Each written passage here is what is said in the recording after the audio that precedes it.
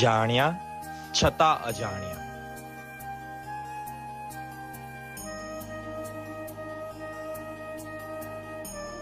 નમસ્કાર, પ્રણામ. આપણા શાસ્ત્રોમાં યોગભ્રષ્ટ આત્માની વાત કરવામાં આવી છે. એટલે કે જે આત્મા પૂર્વભવમાં સાધના પૂર્ણ થાય એ પહેલા તેનું આયુષ્ય પૂર્ણ થઈ જાય તેને યોગભ્રષ્ટ આત્મા કહેવાય. અને લાગે કે એવો જ આત્મા વઢિયાર પ્રદેશના સમી ગામમાં ધર્માનુરાગી પિતા શ્રી વસ્તાચંદજી અને માતા હસ્તુબાઈએ વિક્રમ સંવત 1930 આસો સુદ આઠમના રોજ શ્રેષ્ઠ પુત્ર મોહનને જન્મ આપ્યો. પૂર્વભવના સંસ્કાર અને ધાર્મિક વાતાવરણના કારણે મોહન એટલે પૂજ્યશ્રીને દર્શન, પૂજા, સામાયિક, પ્રતિક્રમણ, પૌષધ આદિમાં સાહજિક રુચિ હતી અને બાલ્ય વયમાં પંચ પ્રતિક્રમણના સૂત્રો કંઠસ્થ કર્યા. પૂજ્યશ્રીએ ધોરણ 6 સુધીનો વ્યવહારિક અભ્યાસ કર્યો.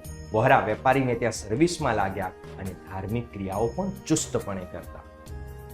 કિશોર મોહનના નેતૃત્વમાં આરાધક મંડળ બન્યું, જેમાં પર્વતિથિ એટલે પાંચમ, આઠમ, ચૌદસના પૌષધ કરતા. બાલ્ય વયમાં 64 પરિપૌષધ, વિસ્થાનક, સમવસરણ, સિંહાસન, 28 વગેરે તપ કર્યા. વિક્રમ સંવત 1943માં પૂજ્ય આત્મારામજી મહારાજ સમી પધાર્યા અને તેમના પ્રવચનથી પૂજ્યશ્રીનો વૈરાગ્ય જાગૃત થયો. વિક્રમ સંવત 1956ના ચાતુર્માસમાં શ્રી વિતરાગ પ્રભુની વાણી, પૂજ્ય ધર્મસુરી મહારાજા જેવા વિદ્વાન વક્તા અને વૈરાગી શ્રોતાનો ત્રિવેણી સંગમ થયો અને મોહનનો સંસારના પદાર્થ પ્રત્યેનો મોહ શાંત થયો, વૈરાગ્ય દ્રઢ થયો અને સંસાર ત્યાગનો સંકલ્પ મજબૂત બન્યો.